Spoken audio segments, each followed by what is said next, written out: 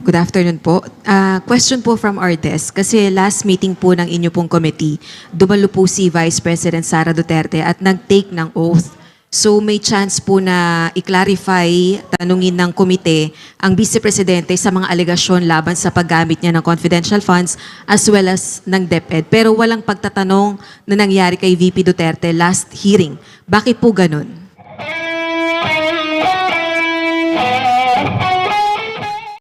Kasama po ba dun si Cocoy Villamin sa 677 and doon sa 405 na no records with the PSA? Yes, si Cocoy Villamin kasi umappear yung pangalan niya both sa OVP at saka sa DepEd.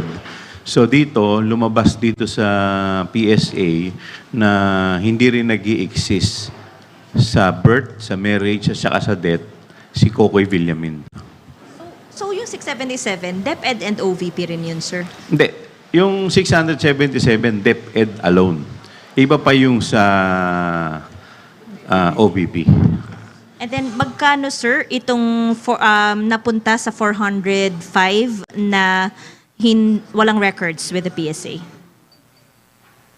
Magkano yung total confidential? In terms of amount, Yes, sir. hindi ko na-compute eh. Hindi ako aware. Ang pina-check lang namin is yung names. Pina-verify lang kasi namin yung mga pangalan pa. Okay. Pero gusto ko lang idagdag, yung amount in question really is 612.5 million. 612.5 both OBP and DepEd. Insofar as DepEd is concerned, 112.5 million. Thank you. Mela from PTV4. Sir, just to clarify, kasi yung una nating nasabi, 677. So yung 133 po ba, I mean the rest ng, kung 405 ay nakita natin na walang record, na sabi nyo nga po kanina non-existent, yung the rest po ba, ibig sabihin may record naman po sila? May record pero maraming kapangalan. Like yung iba, 5, may 10, may maraming pangalan. And sir, last na from my end, kung pagsasamahin yung mga pangalan na nakalap natin sa acknowledgement receipts ng OVP at DepEd, ilan po yun overall? Ilan po yung hinihintay nating verification from PSA mula naman sa side po ng OVP? Ang OVP, if I'm not mistaken, parang 2,000 ata yun eh. Kung hindi po ako nagkakamali. I will have to check and double check. I-double check ko yung sa OVP. So sa ngayon may nasa 2,000 names pa na Mas under malaki kasi verification. yung budget ng OVP eh. That is 500 million eh. So, kaya mas marami yung pangalan sa OVP. Sandro Ochona from Billionaire TV, then Big Sumintak from Net25. Sir, may mga nabanggit kaninang kaso, malversation, bribery, plunder. Ito na po ba yung lalamanin ng partial committee report natin na ikakaso or i-recommend from other government agencies na ikaso kay VP? Well, pag-uusapan pa namin, but ito yung mga nakita namin na mga possible violation in the course of the hearing. Possible violation. Pero kayo po magre-recommend nito or paano po yung process? Siguro kung hindi kami mag-i-issue ng partial committee report, yun ang magiging laman ng committee report namin sa dulo once pag nag-conclude na po yung ating committee hearing. Okay, so Ilan dito yung pang kay VP? opo, ilan po yung kay VP? Ano po yung mga kaso specifically for VP? Wala pang specific kasi ang kanya-kanyang ano po yan eh, recommendation ng mga members sa kanila, ito yung mga observation nila. So as to the final details, hindi pa po namin pina-finalize. Pero ito yung mga nakitang mga violation. Sir, last na lang, mga kailan kaya natin i-expect yung partial or yung committee report? Next year na, sir? O kaya this year? Most probably, baka next year na yan. Mga next year na yan. Opo. Big Sumintak.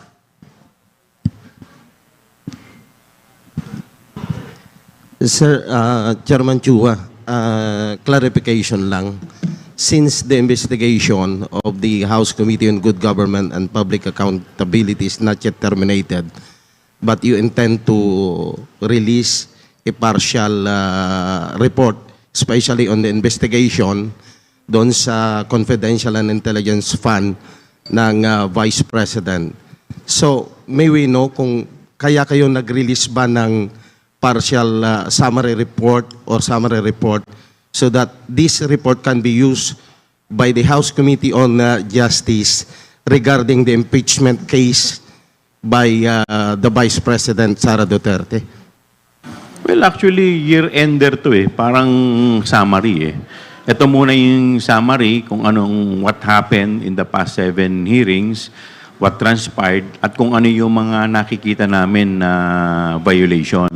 At kung ano yung mga laws na propose namin. Dahil, di ba, yun naman ang lagi nilang kino-question kung bakit this is in aid of legislation, asan yung mga batas. So, ito yung mga batas na nakikita namin. And in fact, kanina, meron na naman kaming nakita na naman na additional.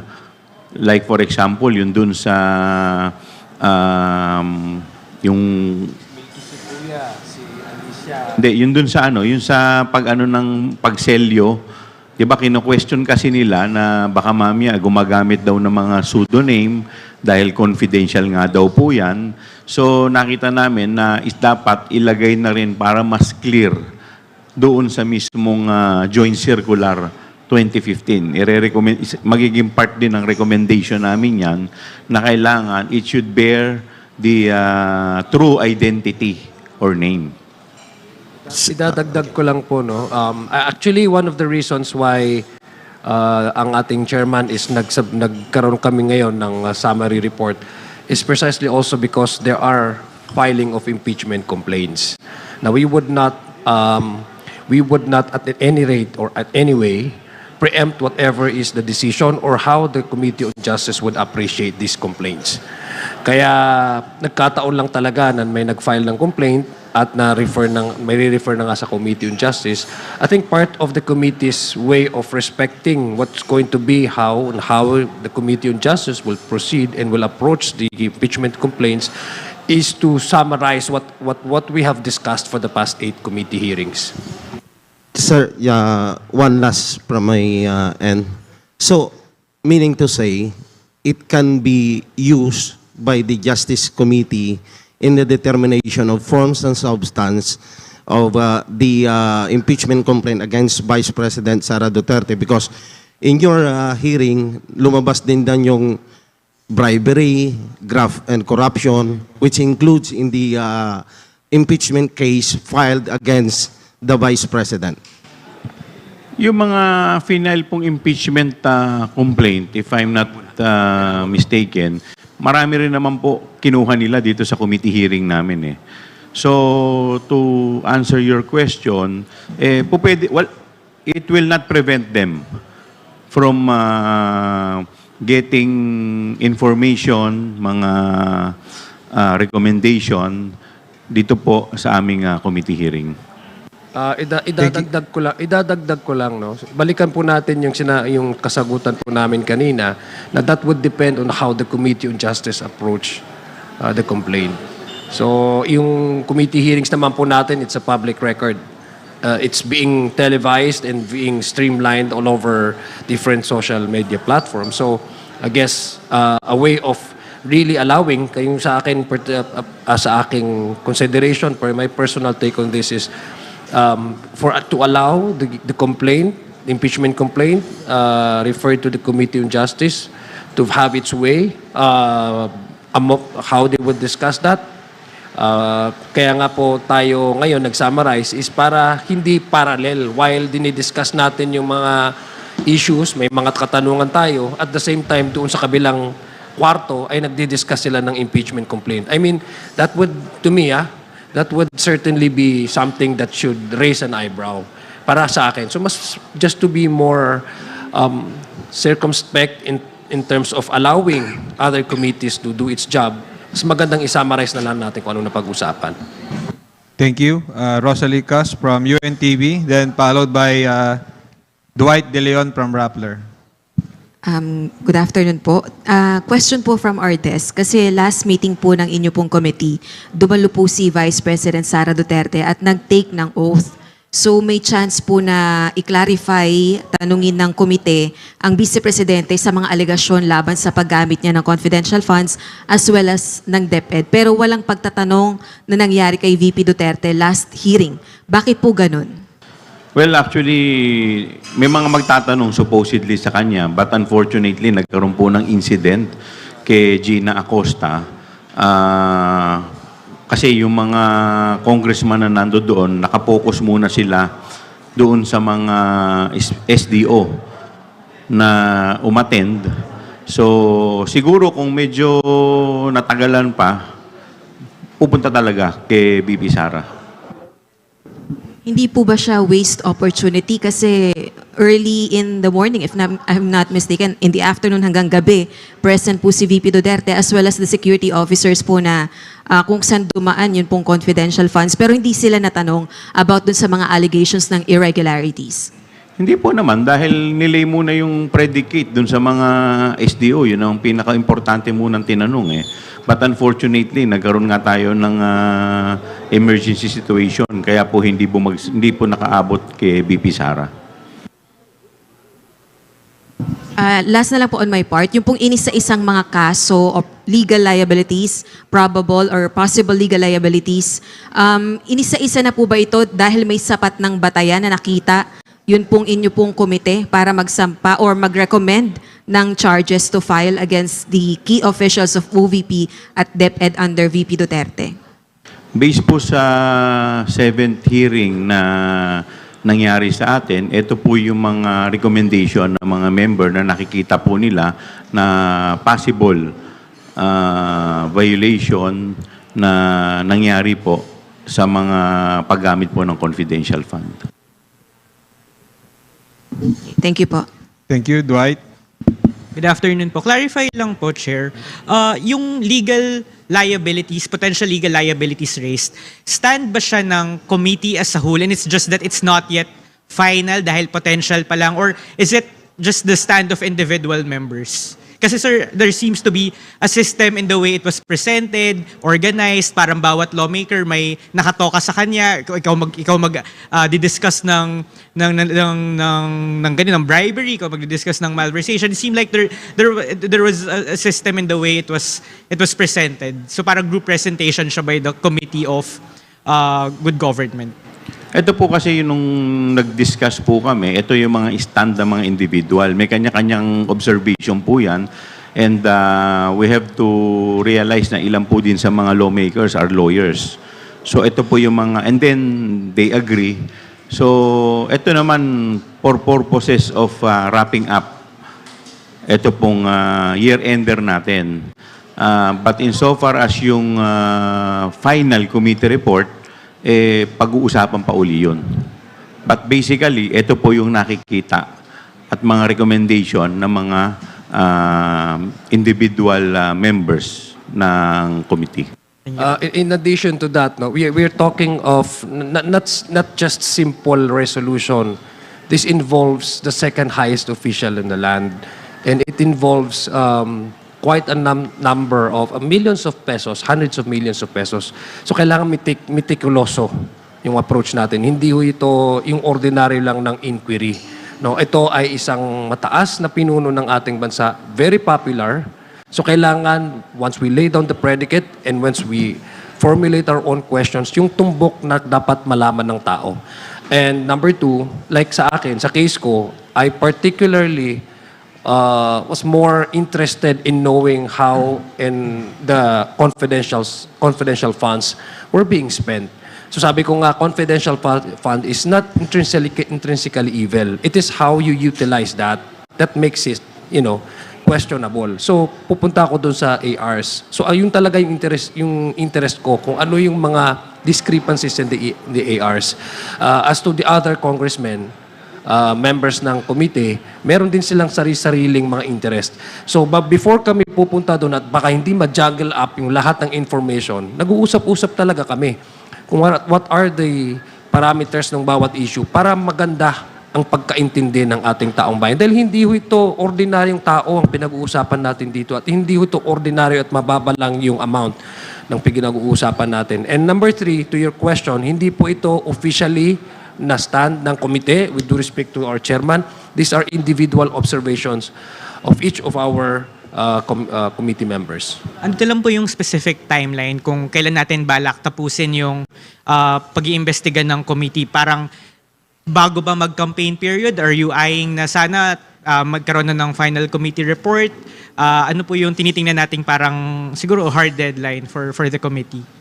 Sa totoo lang, nung nag-usap-usap po yung mga miyembro, may mga nag-raise po kasi ng question na ang naging ugat po ng lahat ng ito ay kung hindi po natin, baka makalimutan po natin, based dun sa privilege speech ni Congressman Valeriano tsaka dun sa manifestation ni Kong Jinky. Dun sa manifestation po ni Kong Jinky, it involves yung DepEd Fund, kasama po dito yung yung sa computerization, yung hindi po na i-deliver. So may mga miyembro po na nagre-raise ng question na bakit yun hindi tinakel? Why focus only sa confidential fund? So kaya hindi po kami nakapag-come up ng final committee report dahil nga po gusto po ng ibang miyembro na pati yung iba masolusyonan nang sa ganun kung may mga kinakailangan din pong batas na dapat kaming maipasa, yung mga miyembro, dapat maaktuhan. Otherwise, kasi sa totoo lang, daang-daang milyon din ang nagastos doon sa mga computer. So baka mamaya, bakit nangyari yung ganong sitwasyon? So hindi po masyadong nagdwell sa ibang mga issues. Masyado pong na-focus dito lang sa isang item lamang. Kaya yung iba po, gusto nila na pati yun ay mapag-usapan din nang sa ganun makita kung ano naging problema.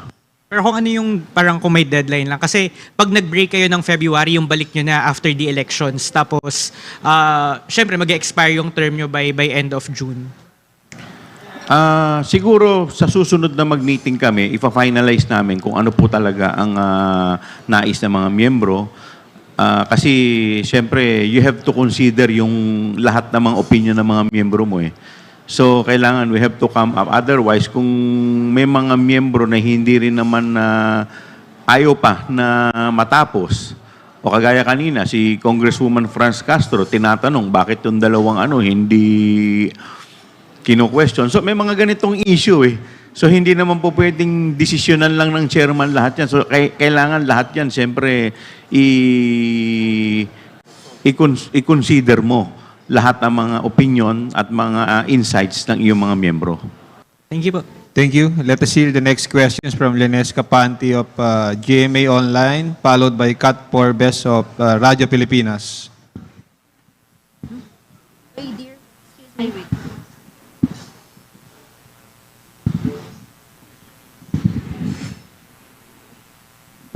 Sir, good afternoon po. Sir, kasi yung filing of criminal charges and impeachment, magkaiba yung punishment nun Impeachment, removal, criminal charges, may kulong. Mabibigat yung mga kaninang nabanggit. So, my question is, what is the likelihood of the House panel recommending the filing of criminal charges against the Vice President and her subordinates regarding this confidential fund controversy? Ano yung likelihood, sir, na magfa-file kayo magre-recommend kayo ng filing of criminal charges against her and her subordinates? Like, give me a specific, 90%, 80%, No, we cannot, 50%? well, I'm sorry, but we cannot give you the exact, on how to guarantee. These are all part of the recommendation. What I probably, with all due respect to the chairman, sabi nga niya, this will be decided by all the committee, by the entire committee, all members. I think yung mga nakita po natin na mga violations and mga possible na mga criminal acts, probably the committee can come up with a recommendation to propose to yung mga appropriate agencies of the government to pursue their own investigation. Our task here is in aid of legislation. When it comes to pursuing those kinds of alleged violations or crimes, I guess what the committee can do is to propose to these agencies to continue on, proceed with the investigation because there's already an initial na nakuha na based from the information that we gathered from our resource person. So I think with all due respect kay Chairman Joel Chua, yun po yung magiging recommendation probably ng committee na yun. Committee na ito. And in addition to that, no, meron pa naman kaming isang meeting na kung saan kami lang po yun, mga miyembro. So, ang isa po sa mga, kasi let us be reminded the number one objective of this hearing is in aid of legislation. So, yun naman talaga yung number one na naging objective natin. So, insofar as yung mga ibang recommendation is concerned, pag-uusapan din po yan. And then we will let the proper agencies na kasi yun naman talaga yung hindi naman po namin task na maglitis. Thank you. Kat Porbes. Ay, good afternoon po, Kongs. So, since hindi pa naman po kinlose itong committee hearing po, may chance pa rin po ba tayo na imbitahin si Vice President Sara Duterte doon sa iba pa pong mga issue na tatalakayin? Pwede po. Pag talagang kinailangan, talagang iimbitahin din po siya. Pero sir, kunyari po, ibang topic na po, pero willing po siya na balikan yun sa confidential funds at sumagot. Pagbibigyan niyo po ba siya? Pagdating sa confidential fund? Kung meron Siguro na po, dapat meron na po. sagutin niya yun dun sa proper forum. Dahil I think yung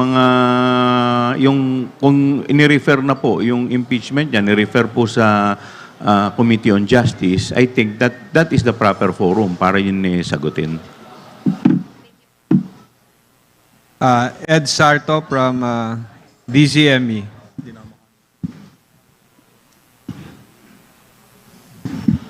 If there are no particular... Good afternoon po, Kong Chairman Chua and Congressman Adjong. Sir, clarification lang. Can we get a categorical answer? Kasi puro parang ang dating is once na nag-start na ang impeachment hearing, whether in the Committee on Justice or in the impeachment court kung makakadiretso na doon, are you going to stop the investigation of good government and public accountability to give way either sa Committee on Justice or sa impeachment court? Hindi po. Kasi po ang in-stop lang po namin is yung confidential fund eh. But insofar as the other fund is concerned, kasi kung kagaya po ng binanggit ko kanina, nag-emanate po ito dun sa manifestation ni Congresswoman Jinky at saka ni Congressman Valeriano. But yung kanila pong manifestation at yung kanila pong privilege speech ay hindi po nakatali lamang sa confidential fund. Confidential fund is just part of the manifestation and the privilege speech. Kaya nga, yun po yung kino-question ng ibang mga miyembro na bakit tayo hihinto, meron pa namang ibang issue other than confidential fund. But the main character, sir, doon sa iniimbestigahan ninyo ay haharap sa impeachment court. Tama po, pero kagaya po ng tinanong kanina, kung yung sa ibang issue naman po ay siya rin po ang involved. Kasi at the end of the day, kagaya po ng sa DepEd, yung sa computer, di po ba time din po niya yun? Part din po yun nung manifestation ni Congresswoman Jinky. So, doon po, haharap. Kung kinakailangan po siya ipatawag doon, ipapatawag din po natin siya doon. Okay, sir. Thank you po.